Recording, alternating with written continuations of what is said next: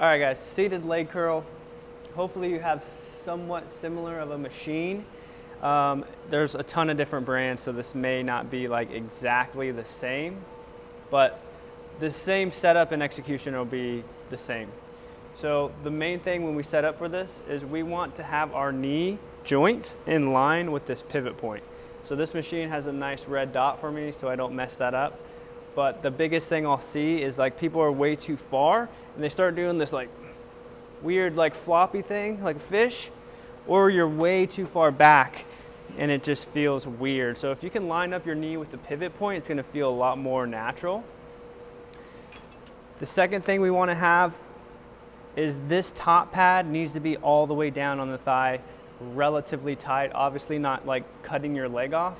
But before we start, like we wanna, like I always smash this in, because if there is any wiggle from your leg to this pad, you're just gonna lose that much output. So a lot of times people will set this up, they won't even set that down, and then I'm gonna try and, see how awkward that is? So we wanna lock this down. So now our hamstrings are going to pull this down this way. Now this is gonna be a back of the leg, so you should feel back of the leg. Now when we set up, as far as this pad here, the further down I go, the more force or like torque is gonna happen at this knee joint. So like right above the ankles is like a good safe place to put it in the beginning. If you have any issues or there is some like weird stuff happening at the knee, I would move this pad closer to your knee. The closer it gets to the knee, the less force will actually go into this knee joint. Just depends on like how far away that weight is. So you can kind of adjust from there. Above the ankles is a good place to start. Now as far as execution, this machine has these handles here for a reason. You can also brace through here, but we want to kind of push our body back into this pad.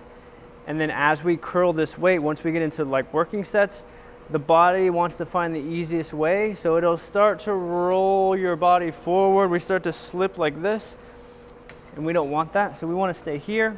We want to brace into the machine. We want the tempo to be consistent on the way down. So squeeze and then have nice control on the way up. The big thing from the top is don't throw it. Come to the top, get a pause, follow that tension through, grab in these hamstrings, the back of the leg, and finish that contraction. Like this, the reps should all be hard. Like that's what we're in a machine that's like locking us in for, is so that we can isolate the hamstrings. So don't jump, consistent tempo, follow through to the bottom, squeeze the hamstrings as hard as you can, and then come back up nice and controlled.